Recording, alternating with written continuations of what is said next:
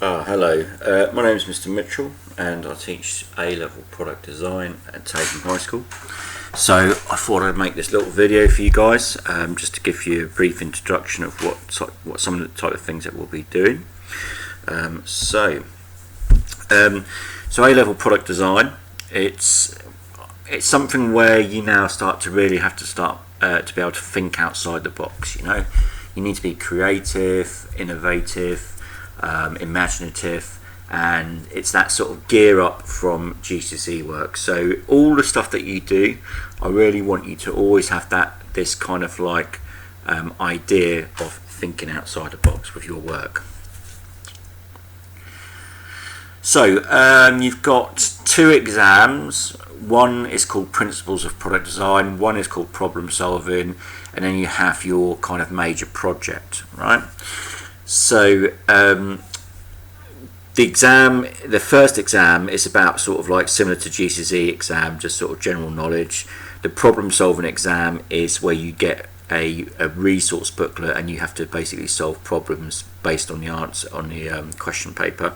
And then your project is you can do whatever you want. You can do architectural projects, you can do sort of product design, like making a handheld product or something like that. You can basically do what you want for that. Okay, so it would be a good idea, I've put this in the pack, the starter pack. If you can get some of these things on here, it would be a pretty good idea. Just to start, and it's good to have like a toolbox. Like I used to use a toolbox when I was at A-levels and art school. You can buy one from the range and you can just fill it up with pens and pencils and all sorts of stuff, so you've got your own kit. There are two books labelled at the bottom there, but I will show you those at the end of this presentation. So some information here about what it all is. I'm not going to read through it all, but you can pause this video and have a read of it, and I think it might have been in your pack as well. Just explains what the two exams are. This is an important thing, what this means. You're going to hear this word a lot, iterative design process. And what that basically means is that when you're designing, it's not like a linear kind of design element. It's basically based around circular. So what that means is if you had your design brief and your specification in the middle, everything happens around that, and you should always be prepared to go back and do some more research, rejig your design brief or your spec, and then like that. So it's not linear.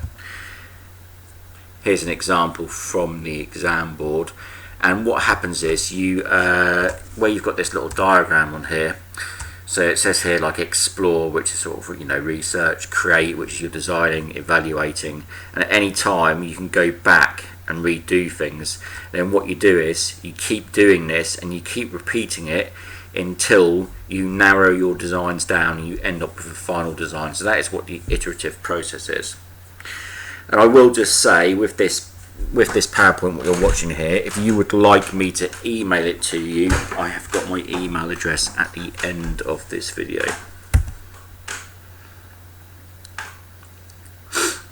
Okay, so iterative design process: writing design brief to capture the challenge, establishing and regularly reviewing user with stakeholders and requirements, listing requirements, using to start design strategies, discovering problems, accepting that some ideas fail, and then you'll have to sort of start again with the thinking, regular reviewing, writing specifications, considering commercial manufacturers. That's all involved in the iterative design process.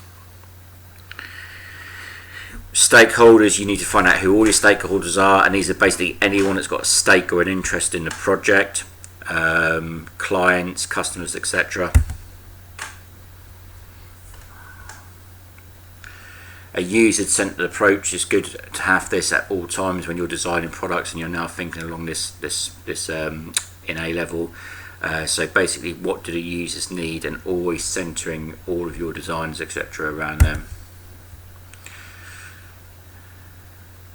This is a little diagram that I produced just to try and show the iterative design process. So if you imagine you've got your task, your design brief, your clients, your stakeholders, your design criteria, your specification in the middle. All right, and then normally we would start off by doing all of this and it would just go down in a line, but I've done this around in a circular motion, so then at any time we're always repeating this process and we're always referring back into this box here. So this is really important. So for example, you could be doing some initial ideas or some models in CAD or development, but then you might think, gosh, I need to go back and actually do a bit more research into existing products. I need to do some more client interviews, and it works like that. So you can go back and forth to things at all time.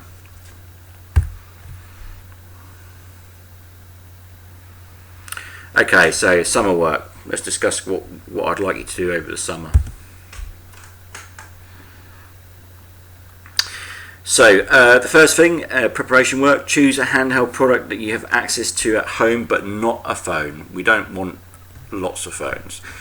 Collect images showing the product in use and all of the different views. So that'd be a good idea to photograph it, photograph the product being used, photograph as many different views as you can, and all of these images must be placed onto a PowerPoint set up as A3, because we will work on an A3 PowerPoint at all times.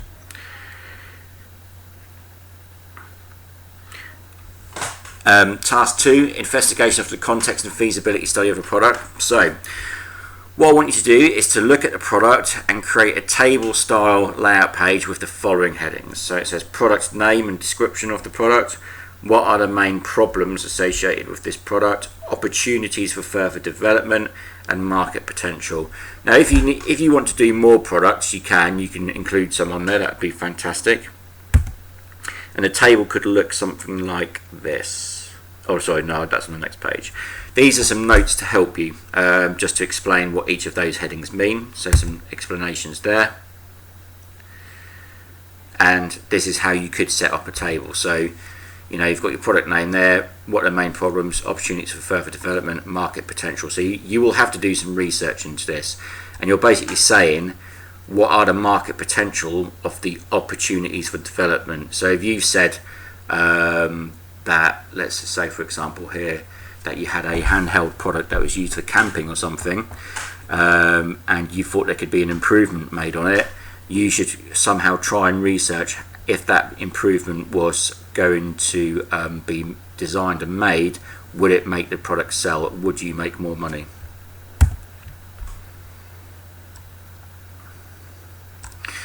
Okay, and then once you've done that, I would like you to conduct a product analysis. So you must conduct a product analysis on your product that you have chosen using all of the headings from Access FM. You must also include a selection of 3D pictorial drawings to include isometric, 1-point perspective, 2-point perspective, third angle, orthographic. This can be completed on A3 paper, but it can also be done on PowerPoint. You could scan in or photograph your sketches, but you must also keep them in your portfolio as evidence. Okay, I would like you to bring all completed work with you back in school in September, and at any point please email me should you have a question. My email is at the end as well.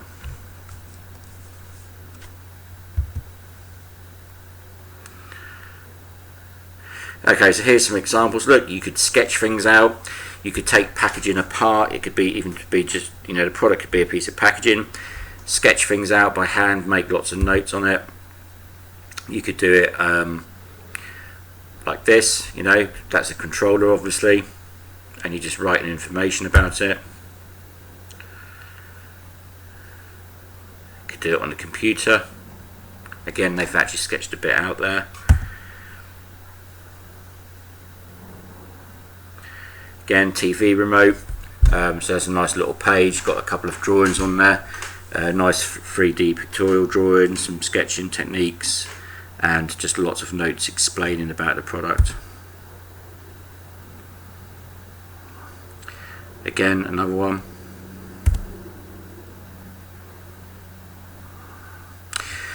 So, and then the last thing that I'd like you to do is choose one thing on your product, and I would like you to try and develop a part of the product. So which part of that product that you've chosen could you make better? How could you design it and make it better? Just one part. It might be a grip or something, might be anything. Okay. These are the books to buy if you can get these. You can get them off Amazon. This one is really good. So it's called My Revision Notes OCR A-Level Design and Technology. And then you've got Essential Maths for AS and A-Level Design and Technology as well, product design. Okay, so it's worth getting those books.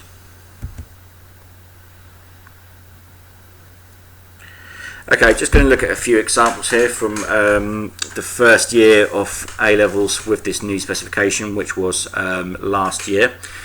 So a lot of my students did architectural projects, but you can basically do anything you want. So I don't want you to think it's just all architecture; it could be anything. So you've got some nice CAD work here done on Google SketchUp. They then explored about trying to put it into the sort of the context, like this was a building that was going to be placed within a mountain range.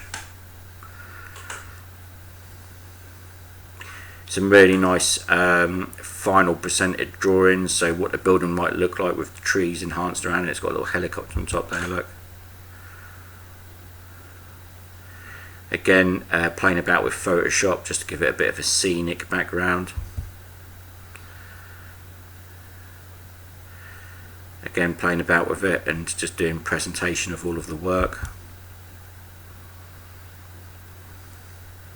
This was a different project. This was a photography studio. Again, done on Google SketchUp. Looks pretty cool. And then this is something completely different. So this is a handheld product. It's a camera steady thing, stabilizer. So again, completely different product. So you can do whatever you want, really. Okay, thank you for listening. And if you do need anything at all, if you have any questions whatsoever, please email me anytime. Even if it's on a weekend, that is absolutely fine. And if you want me to email you the PowerPoint so you can go through that yourself and just read through things, you can get the table off there if you want. Ping me an email and I will send that over to you. Thanks a lot and see you in September.